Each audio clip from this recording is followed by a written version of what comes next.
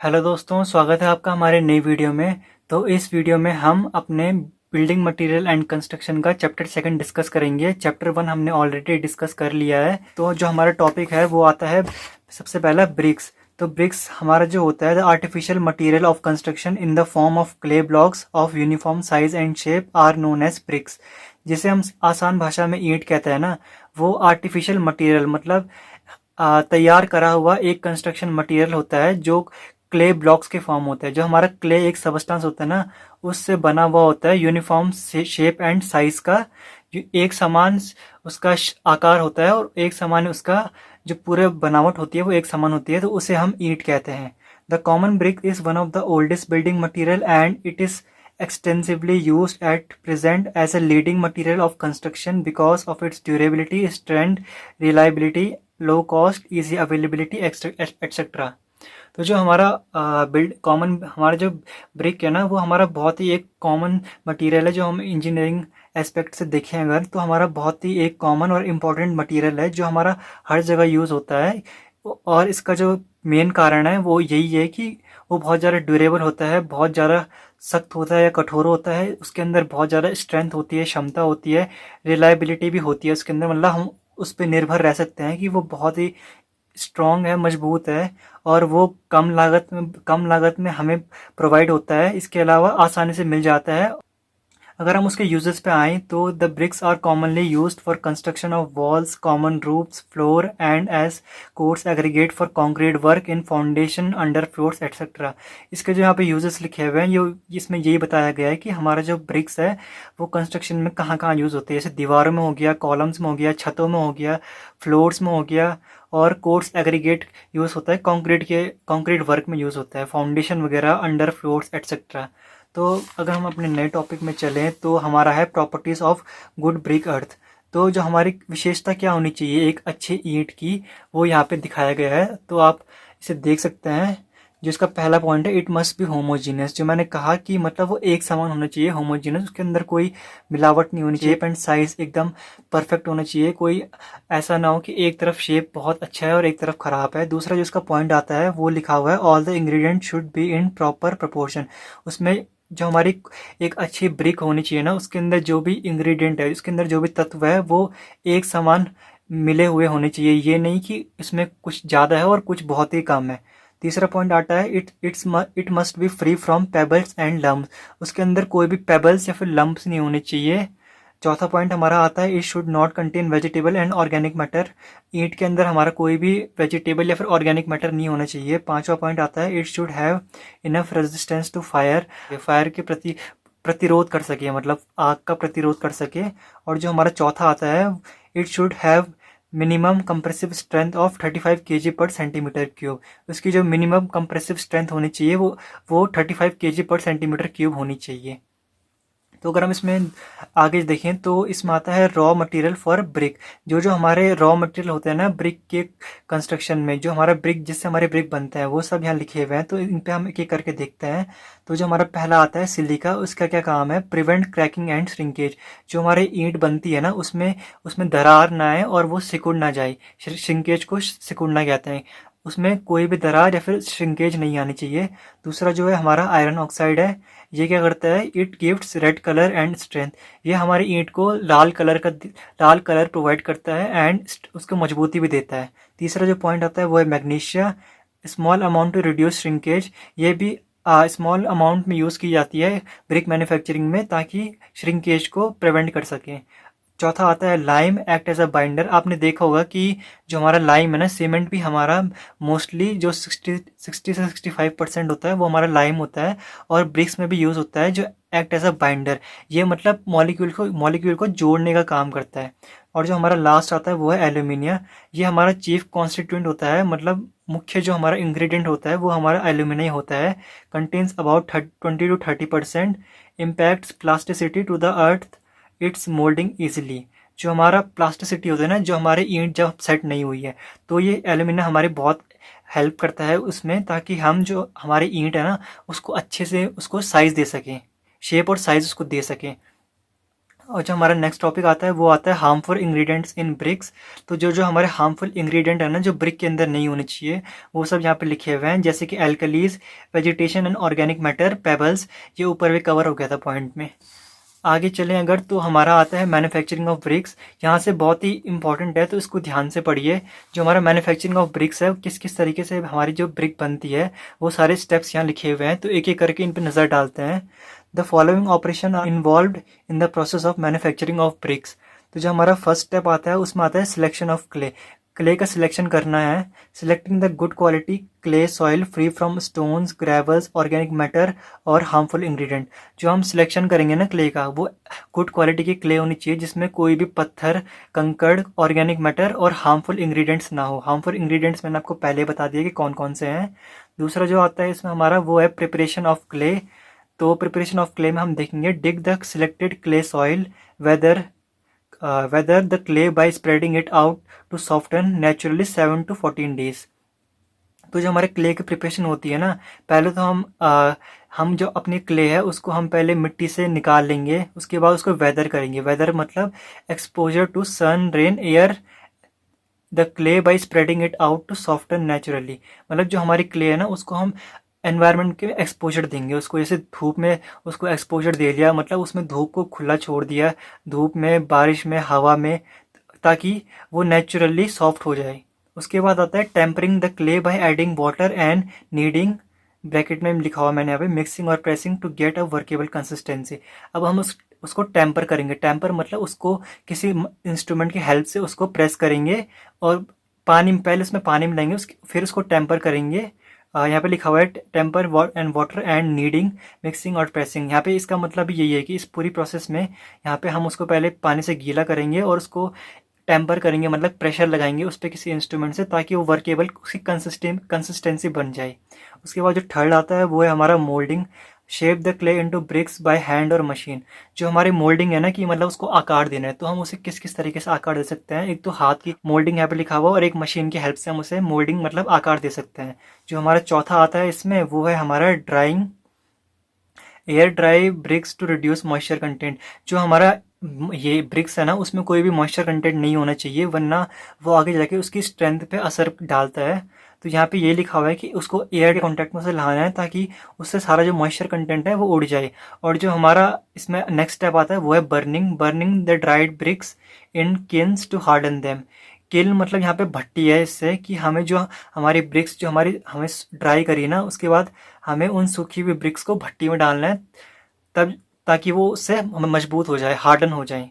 और जो हमारा लास्ट स्टेप इसमें आता है वो है कूलिंग एंड स्टोरेज। तो जब उन्हें हम भट्टी से निकालेंगे तो उनके बाद उसको कूल करना है और स्टोर करना है ब्रिक्स, ताकि वो आगे हमारा यूज़ हो सके। तो इसमें इतना ही था हमारा मैन्युफैक्चरिंग ऑफ ब्रिक्स में। अब हम आगे चलते हैं और देखते हैं classification of BRICS.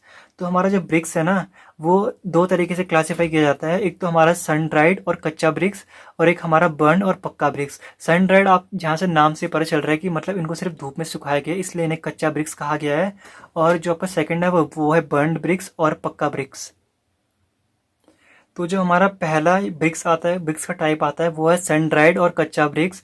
These bricks are dried only in the sun after their moulding are called sun dried bricks. जैसे इसके नाम से पता चल रहा है कि इनको सिर्फ सुखाया गया है, तो यहाँ पे ये लिखा है इसमें कि इनको सिर्फ सुखाया गया है धूप में। जब उनकी मोल्डिंग मतलब उन्हें आकार दे दिया गया है, तो उसके बाद उन्हें सिर्फ धूप में सुखाया गया है, उसके बाद और कुछ नहीं किया गया है। तो ये इन्हें कच्चा ब्रिक्स भी कहते हैं। और जो हमारा सेकंड आता है बर्न और पक्का ब्रिक्स।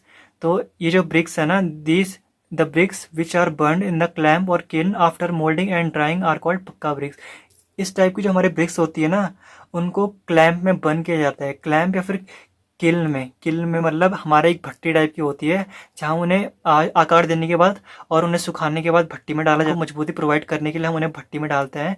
तो ऐसे टाइप की जो ब्रिक्स होती है ना, वो कच्चा ब्रिक्स से बहुत ज़्यादा स्ट्रॉन्ग होती है, इसलिए उन्हें बर्न्ड और पक्का ब्रिक्स कहते हैं। क्योंकि जो सन ड्राइड है उसमें हम सिर्फ धूप में सुखा रहे हैं, लेकिन जो बर्न्ड ब्रिक्स है उनमें हम उन्हें भट्टी में डाल रहे हैं, ताकि वो और मजबूत हो जाए। तो यहाँ पे लिखा हुआ है कि burned bricks are further classified into the following 4 types. इसमें हमारे जो ब्रिक्स है ना, जो हमारी पक्का ब्रिक्स है हमारी, उसके भी 4 टाइप्स होते हैं। तो ये भी आपके सिलेबस में है और ये भी बहुत इंपॉर्टेंट है, पेपर में इससे पूछा जाता है। तो जो हमारा पहला आता है वो है फर्स्ट क्लास ब्रिक्स, सेकंड है आपका सेकंड क्लास ब्रिक्स, थर्ड है आपका third class BRICS and fourth है आपका फोर्थ क्लास और ओवरबर्न ब्रिक्स। तो आइए कि करके इनके बारे में हम पढ़ते हैं। तो जो हमारा पहला इसमें आता है वो है हमारा first class bricks. The bricks are well burn and are of uniform size and shape are known as first class bricks. जो हमारी इस कैटेगरी की ब्रिक्स होती है ना, वो यूनिफॉर्म शेप एंड साइज की होती है, मतलब उनका जो शेप होता है ना वो एक समान होता है। तो ऐसे ऐसे ब्रिक्स को हम फर्स्ट क्लास ब्रिक्स की कैटेगरी में डाली with all the qualities of good bricks which are mentioned earlier. हमने जितने भी ब्रिक्स के प्रॉपर्टीज के बारे में डिस्कस किया है ना, तो वो सारी प्रॉपर्टीज जो है वो फर्स्ट क्लास ब्रिक्स उनको फॉलो करता है, तभी इसको हम फर्स्ट क्लास ब्रिक्स कहते हैं। These bricks are burn use these bricks are use for superior work of permanent nature. जो इस टाइप की ब्रिक्स होती है ना, वो हम तभी इस्तेमाल करते हैं जब हमारा बहुत ही मजबूती वाला काम होता है, सुपीरियर वर्क होता है हमारा, बहुत ही इंपॉर्टेंट, या फिर बहुत ही जहाँ पे मतलब स्ट्रेंथ बहुत मेजर होती है, वहीं पे हम इनका यूज़ करते हैं। हमारा जो सेकंड जो आता है हमारा वो है second class brick. These bricks are ground moulded and they are burned in kilns. The surface of the bricks is somewhat rough and shape is also slightly irregular. These bricks may have hair crack and their edges may not sharp and uniform. तो जो इस type की BRICS होती है ना, मैं आपको definition से अच्छा है हिंदी में समझा देता हूँ। ये फर्स्ट क्लास ब्रिक्स से बराबर तो नहीं होती है, लेकिन उसकी होती है जो एक अच्छी ब्रिक्स में चाहिए होती है। जैसे कि ये ग्राउंड मोल्डेड होती है और इन्हें इन्हें मतलब हाथों से बनाया जाता है, और इन ब्रिक्स को भी भट्टी में भट्टी में डाला जाता है ताकि ये हार्डन हो जाएं। ये इनका शेप जो होता है ना, जो सेकंड क्लास ब्रिक है, इनका शेप ये पूरा यूनिफॉर्म नहीं होता है, थोड़ा बहुत इरेगुलर शेप एंड साइज होता है इनका। और इनके जो एजेस होते हैं ना, जिनके कोने होते हैं, वो वेल डिफाइंड नहीं होते हैं, मतलब इतने एकदम प्रॉपर फिनिशिंग नहीं होती है इसमें। These bricks are commonly used as places where brick work is to be provided with a coat of plaster. ये ईंटें वहाँ इस्तेमाल करी जाती है जहाँ पे प्लास्टर प्लास्टर इनको प्रोवाइड किया जाता है ना, वहाँ पे ऐसे टाइप की ब्रिक्स का इस्तेमाल होता है। जो आपको थर्ड आता है इसमें, वो आपका third class bricks. These bricks are ground moulded and they are burned in clamps. Again ये भी सेम फर्स्ट एंड सेकंड की तरह है, इनको भी हम ग्राउंड मोल्डेड करते हैं और फिर इनको भी हम किल में बर्न करते हैं। They are not hard and they have rough surface. अगर थर्ड क्लास ब्रिक है तो इनमें कुछ ना कुछ कॉम्प्रोमाइज़ होंगे, तो ये इतने हार्ड नहीं होते हैं और इनका सरफेस बहुत रफ होता है, यूनिफॉर्म नहीं होता है, मतलब इरेगुलर होता है। एंड डिस्टॉर्टेड एजेस, जैसा कि मैंने कहा कि इनकी एजेस वेल डिफाइंड नहीं होती है, डिस्टॉर्टेड एजेस होती है इनकी। These bricks give dull sound when struck together. जब इन ईंटों को आप आपस में टकराओगे ना, तो ये बहुत बेकार आवाज़ प्रोड्यूस करती है in comparison of first class and second class brick. ये भी आप पॉइंट में लिख सकते हैं। जो हमारा चौथा आता है वो है इसमें फोर्थ क्लास और ओवरबर्न ब्रिक्स। तो जो हमारा ओवरबर्न ब्रिक्स होती है ना, दीज आर ओवरबर्न, मतलब जैसे नाम से पता चल रहा है कि ओवरबर्न मतलब इन्हें ज़्यादा ही बर्न किया जाता है, और इनका साइज सेम इरेगुलर शेप का होता है और डार्क कलर का होता है, क्योंकि इन्हें ज़्यादा बर्न किया जाता है। This bricks are used as aggregate for concrete in foundations. इन ईंटों का इस्तेमाल कंक्रीट में किया जाता है, फाउंडेशन के लिए, फ्लोर्स के लिए और रोड एक्सेट्रा के लिए। Because of the fact that overburn bricks have a compact structure and hence they are sometimes found to be stronger than even the first class bricks। इनका यूज़ इसलिए किया जाता है क्योंकि कभी कभी जो हमारे ओवरबर्न ब्रिक्स होती है ना, वो कभी कभी ऐसी हमें मिलती है जो फर्स्ट क्लास ब्रिक्स जो मैंने आपको बताया ना, उनसे भी ज़्यादा स्ट्रांग होती है, इसलिए हम इनका इस्तेमाल फाउंडेशन वगैरह में इस्तेमाल करते हैं, फाउंडेशन में, रोड वगैरह में, फ्लोर्स में एट्सेट्रा। अब आते हैं वाटर एब्जॉर्प्शन। तो जो हमारे ईंट है ना, वो कुछ परसेंट तक पानी एब्जॉर्ब करती है, लेकिन कितने लिमिट होनी चाहिए उसके, तो यहाँ सारा लिखा गया है उसमें। जो हमारे क्लास फर्स्ट ब्रिक्स है वो 20% से ज़्यादा पानी एब्जॉर्ब नहीं करनी चाहिए। जो हमारा क्लास सेकंड है वो 22% से ज़्यादा पानी एब्जॉर्ब नहीं करना चाहिए। जो हमारा क्लास थर्ड ब्रिक्स है नॉट मोर देन 25%, वो 25% से ज़्यादा नहीं करना चाहिए। एंड सेम क्लास फोर्थ के लिए भी नॉट मोर देन 25%। ये तो आपने देख लिया। अब यहाँ से थोड़ा सा, ये इतना इंपॉर्टेंट तो नहीं है, but exam point of view से आप इसे अगर पढ़ना चाहते हैं तो आप इसे देख सकते हैं। Minimum compressive strength of BRICS, हमारी जो जितनी भी क्लास है ना ब्रिक्स की, उनकी मिनिमम कंप्रेसिव स्ट्रेंथ कितनी है। तो यहाँ पे मैंने लिखा हुआ है क्लास फर्स्ट की 10.5 newton per M M square, class second की 7.0 newton per M M square, class third की 3.5 newton per M M square and class fourth less than 3.5 newton per M M square. अब यहाँ से आपका chapter आधे से ज़्यादा कवर हो चुका है, बस हमारे कुछ ही टॉपिक बचा हुआ है। जो हमारा सेकंड लास्ट टॉपिक है हमारा टाइल्स बचा हुआ है। तो अगर हम टाइल्स के बारे में पढ़ें तो द टाइल्स में have defined as thin slab of bricks which are burned in kiln, they are thinner than bricks and hence they should be carefully handled to avoid damage. जो हमारी टाइल्स होती है ना, उनको हम एक थिन स्लैब कहते हैं ईंटों की, मतलब ईंटों की थिन स्लैब कह सकते हैं इनको। विच आर बर्न्ड इन किन, इनको भी सेम किल में यानी भट्टी में बर्न किया जाता है। ये ईंटों से ज़्यादा पतली होती है और इनको हमें केयरफुली हैंडल करना होता है। जैसा आपने देखा होगा ना, अगर टाइल्स पर हल्का सा भी प्रेशर पड़ता है तो वो क्रैक हो जाती है। तो यही लिखा हुआ है यहाँ पॉइंट में, they should be carefully handled to avoid damage. अब हमारे पास टाइल्स के भी बहुत टाइप्स होते हैं, बट आपके सिलेबस में जितना सफिशिएंट है वह वन यहाँ लिखा हुआ है।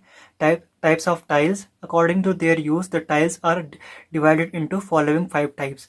इसमें आपको जो 5 टाइप के टाइल्स दिखाए हुए हैं वो है फ्लोर टाइल्स, सेकंड है वॉल टाइल्स, थर्ड है ग्लेज्ड अर्थनवेयर टाइल्स, चौथा है रूफ टाइल्स एंड पांचवा है ड्रेन टाइल्स। आपको टाइल्स में इससे ज़्यादा पढ़ने की ज़रूरत नहीं है, क्योंकि आपके बुक में डिटेल में तो बहुत कुछ दिया है, बट पेपर में इतना आपसे नहीं पूछेगा। तो मैं आपको पेपर के पॉइंट ऑफ व्यू से आपको पढ़ा रहा हूँ। तो हमारे जिसमें लास्ट टॉपिक आता है, कभी कभी डेफिनेशन पूछ सकता है पेपर में, तो इंपॉर्टेंट टर्म्स में मैंने लिखा हुआ है फ्रॉग क्या होता है। डिप्रेशन मेड ऑन वन और both the faces of a brick is known as frog. Frog आपने देखा होगा, कभी कोई लाल ईंट अगर आपने देखी होगी तो उसके ऊपर उस ब्रांड का जो लोगो बना हुआ होता है ना, लाइक फॉर एग्जांपल अगर कोई राज ब्रांड की ब्रिक्स है तो उसके ऊपर एक डिप्रेशन बना होगा। डिप्रेशन मतलब एक थोड़ा सा छोटा सा गड्ढा टाइप का बना होगा, वहां पे आप उस ब्रांड का लोगो लिखा हुआ होगा, तो उसे ही हम फ्रॉग कहते हैं, जिसे मैंने डेफिनेशन में लिखा हुआ है। सेकंड आपका आता है kiln burning, the process of burning of bricks in a flame kiln और भट्टा। यही आपका किल बर्निंग होता है, जो मैं आपको तब से कह रहा हूँ ना कि भट्टी भट्टी। तो यही होती है कि किल बर्निंग एक प्रोसेस है जिसमें हम जो ब्रिक्स है ना उनको हम हाई टेम्परेचर की भट्टी में डालते हैं या फिर फ्लेम किल्न में डालते हैं। जो हमारा इसमें लास्ट है वो है hand moulding, the process of making bricks with the help of mould by manual labour. Hand moulding मतलब आप जो ईंटों को हाथों से तैयार करते हो, एक तो होते हैं कि हम मशीन की हेल्प से पूरी ब्रिक्स को तैयार कर रहे हैं, और एक है कि हम हैंड मोल्डिंग कर रहे हैं। तो इस चैप्टर में आपका बस यही सब था। आप डेफिनेशन वगैरह देख सकते हैं। वैसे मैं आपको इनका टेलीग्राम में PDF प्रोवाइड कर दूंगा कंप्लीट चैप्टर का। BMC में आपका सिलेबस बहुत ज़्यादा है, 16 चैप्टर है, तो मैं आपको यही सजेस्ट करूंगा कि आप अभी शुरू से पढ़ना स्टार्ट कीजिए साथ साथ में, ताकि आपको बाद में बर्डन ना हो। अगर आपको वीडियो अच्छी लगी हो तो वीडियो को लाइक, चैनल को सब्सक्राइब करें, और मिलते हैं हम अपनी नेक्स्ट वीडियो में। तब तक के लिए स्टे ट्यून्ड।